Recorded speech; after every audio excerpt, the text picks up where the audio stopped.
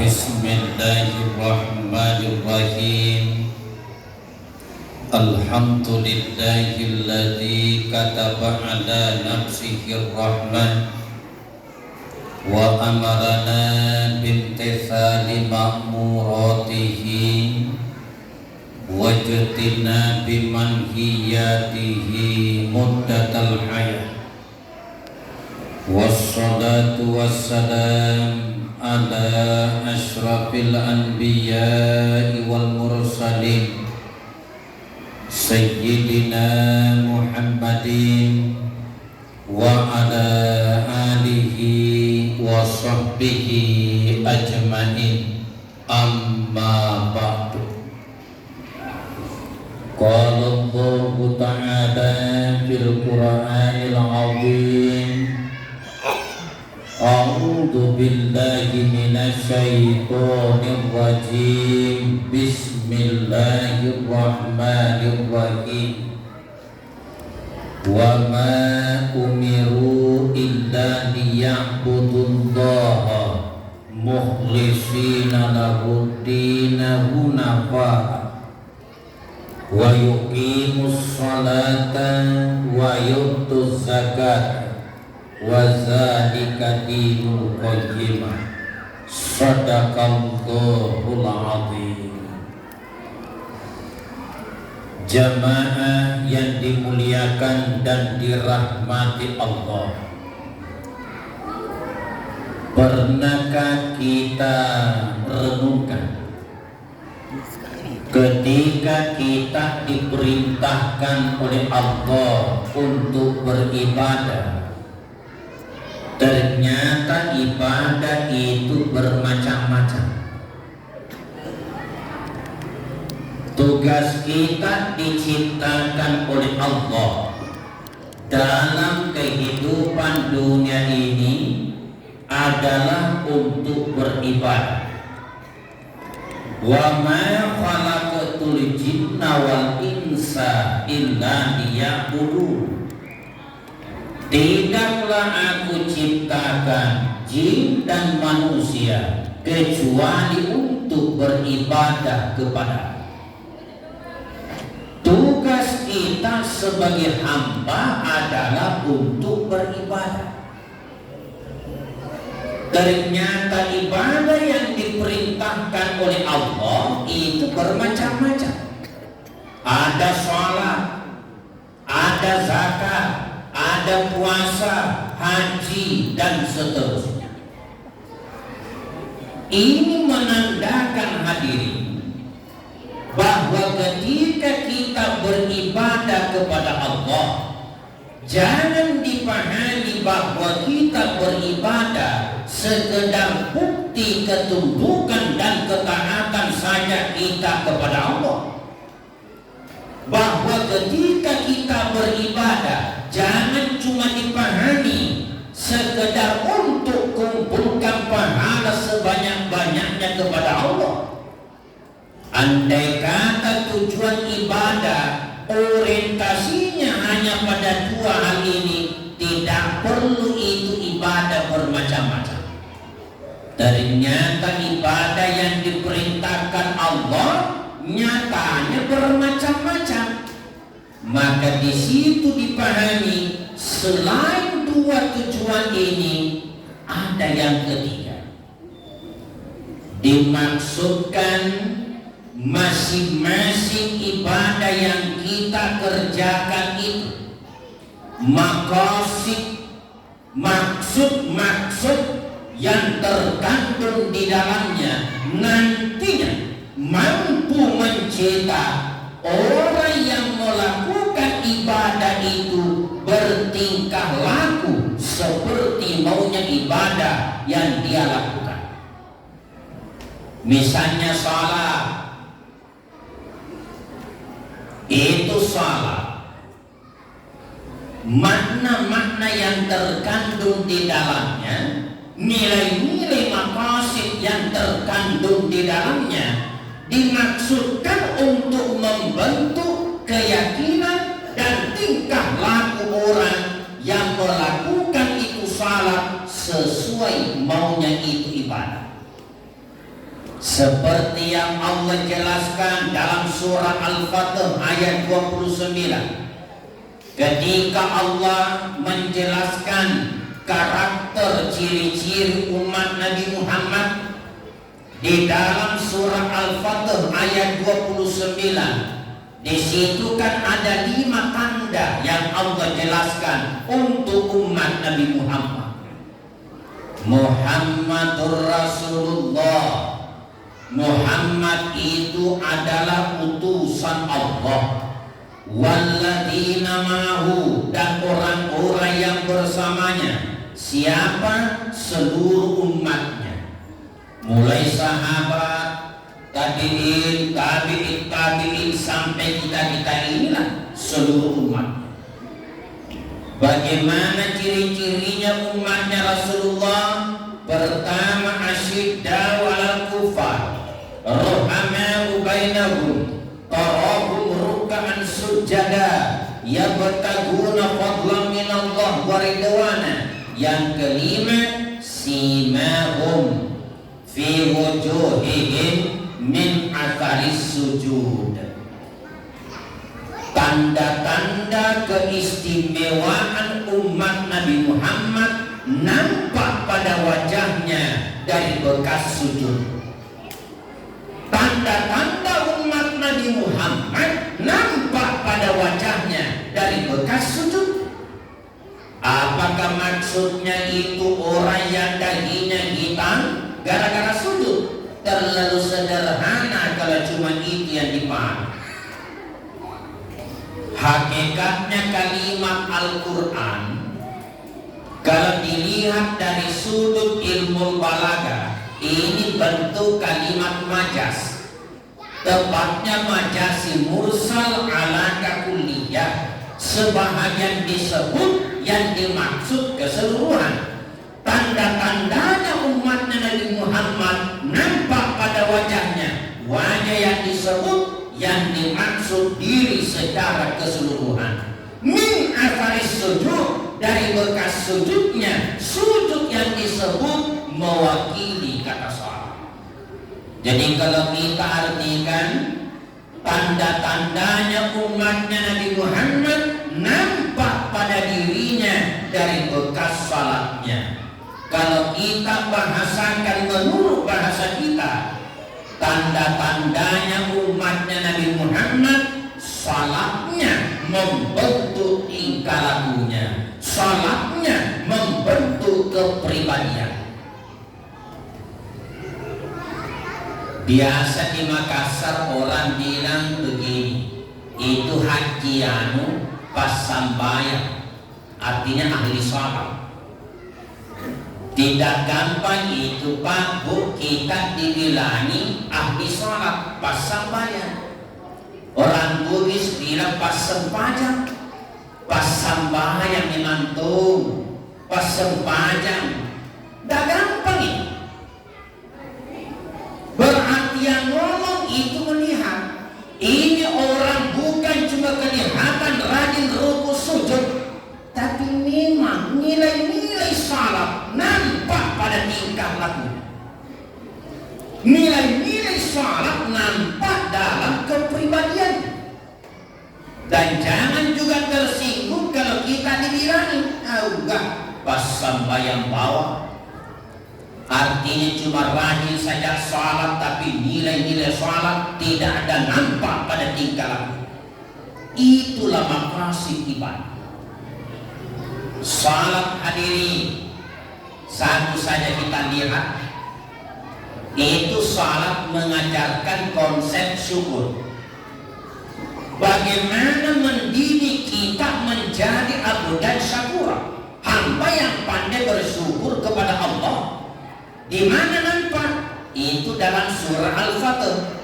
Tarahum ruk'an sujada, engkau senantiasa melihat mereka ruku dan sujud. Ciri-cirinya umat Nabi Muhammad, tanda-tandanya umat Nabi Muhammad, selalu ruku dan sujud. Maksudnya belajar dari ibadah salat yang dia lakukan, mengantarkan dia untuk memahami hakikat kehidupan dunia. Bagaimana tentang dunia? Gunakan konsep ruku. Apa maksudnya?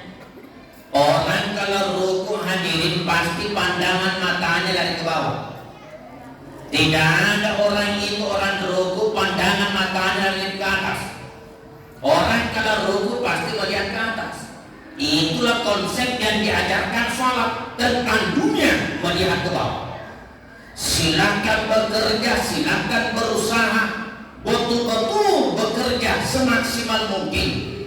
Tapi begitu kamu mendapatkan hasil, bandingkan hasil yang kamu dapatkan dengan orang yang di bawah kamu.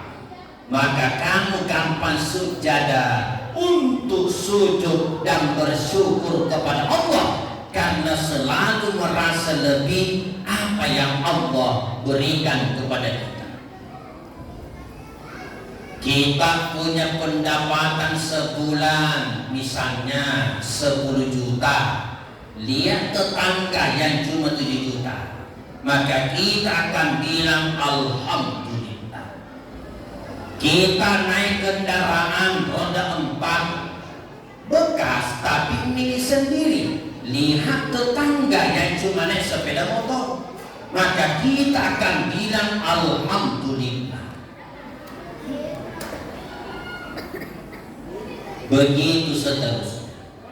Maka ketika orang selalu melihat ke bawah, maka dia selalu merasa lebih apa yang Allah berikan kepadanya. Karena merasa lebih, maka dia gampang untuk bersyukur kepada Allah Subhanahu wa ta'ala.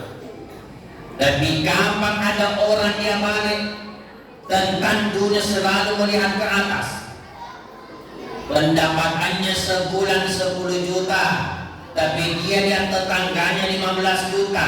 Akhirnya apa? Nafsu makan hilang. Dia sudah punya rumah bagus, sederhana, cukup untuk keluarga, tapi selalu dia lirik-lirik tetangganya yang pengusaha batubara, garis miring anggota DPR, yang rumahnya seperti istana. Akhirnya setiap hari demam, selalu melihat rumahnya hanya seperti kamar mandi. Sulit untuk bersyukur kepada Allah. Jadi pertama muncul kufur nikmat, lalu tunggu yang kedua, dia akan menjadi kikir. Jangankan hadir, pikirnya dia, saya kurang, masa mau dikasih sama orang? Jangan harap dia akan menyumbang, jangan harap dia akan bersedekah, karena selalu merasa dia sendiri kurang. Syukur-syukur kalau kikir yang menimpanya bukan kikir yang parah. Dalam Quran kan ada dua istilah kikir, al-bukhlu dan asyukur. Ada orang kikir tapi cuma kikir pada orang lain, dirinya tetap menikmati hartanya sepuas-puasnya, kenyang dia di rumahnya, tapi tidak pernah lirik tetangganya yang kelaparan. Itu namanya asyukur. Ada yang parah, bakhil, bohong. Jangankan orang lain, dirinya pun dikikiri. Padahal orang kaya raya, orang berharta, sudah sakit parah, tidak mau ngasih rumah sakit, selalu bilang cari orang pintar supaya bisa dijangkit, ongkosnya kan kurang, tinggi kali-kalinya, kurang bagi-baginya. Jamaah sekali, dulu ketika saya di pesantren tidak percaya ketika kiai bilang ada orang begitu. Tapi ketika hadirin kita terjun ke lapangan, ternyata memang ada orang yang begitu. Jangankan orang lain, dirinya pun dikikir. Insya Allah, ketika kita dalam kehidupan dunia selalu melihat ke bawah, ukuran dunia selalu membandingkan yang kita dapatkan dengan orang yang di bawah kita, maka kita akan merasa lebih apa yang gampang kita menjadi abdan syakura, hamba yang pandai bersyukur kepada Allah. Begitu juga puasa. Ini puasa hadirin, kita sudah masuk malam yang ke-9. 8 puasa alhamdulillah kita sudah selesaikan. Sebenarnya kita puasa untuk apa? Orang cuma selalu bilang latihan mengendalikan hawa nafsu. Apakah cuma itu? Sebenarnya puasa hadirin, kenapa puasa itu pahalanya tidak dibatasi? Pahalanya itu cuma Allah yang tahu. As-sawmu li wa ana ajazi'u bihi. Puasa itu untukku dan aku sendiri yang akan membalasnya. Bahwa berkaitan pahalanya puasa, Allah akan berikan kepada orang yang berpuasa tergantung caranya berpuasa. Makin bagus puasanya, makin tinggi pahalanya. Karena puasa punya keistimewaan tersendiri, tidak terdapat pada ibadah yang lain. Walaupun yang menjadi pondasi ibadah as-salat, apa keistimewaannya puasa? Sirrun amalun batinun la yurahul khalqu wa la yadkhuluhu riya'u. Puasa itu rahasia, amalun batin, amalan batin, la yurahul khalqu, tidak bisa dipamer, dipertontonkan kepada orang, wa la yadkhuluhu riya'u, dan tidak bisa dimasuki riya. Itu puasa, tidak bisa dipamer, rahasia. Ibadah yang lain bisa dimasuki riya karena dilihat orang salat kan kelihatan rukuk sujud, orang keluarkan zakat sedekah, minimal yang tahu adalah orang yang diberi. Haji tidak usah dicerita, baru mendaftar di Kementerian Agama, hari itu mendaftar, keluar nomor kursi, pulang ke rumah sudah terkenal 4 lorong. Katanya kita mau naik tanah suci. Syukur-syukur kalau mendaftar di Papua mungkin agak sedikit porsinya, tapi mendaftar di Makassar, hari ini mendaftar, tunggu-tunggu makin 40 tahun yang akan datang. Saya tahu persis, saya orang Kementerian Agama. Saya orang Kementerian Agama, jadi tahu begitu ya. Saya kepala KUA Kecamatan Talno. Ada jamaah datang, Ustaz, bisa kasih itu istis-istis? Oh tidak bisa, seandainya bisa keluar kalkulator kasih masuk. Tidak bisa. Jadi berapa tahun? Kapan dia mendaftar Pak? Tadi. Tunggu-tunggu pada 40 tahun yang akan datang. Yang bilang mati begitu. Hari itu kita mendaftar, orang-orang sudah tahu. Inilah puasa.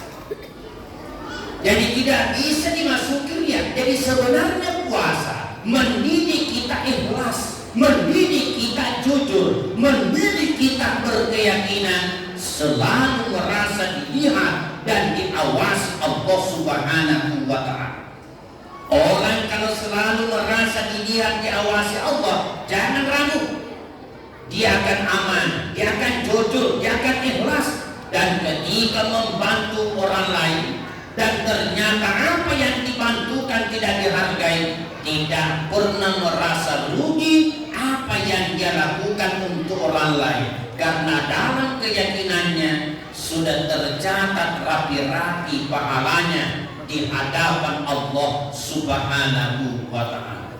Semoga hadirin, seluruh bentuk ibadah yang kita lakukan, ibadah-ibadah syariah, ibadah secara khusus maupun ibadah secara ammah, bagaimana ke depan seluruh maqasid yang terkandung di dalamnya dapat membentuk kita punya tingkah laku, dapat membentuk kita punya kepribadian, sehingga benar-benar kita lah yang tergolong abidun, ahli ibadah di sisi Allah Subhanahu wa ta'ala.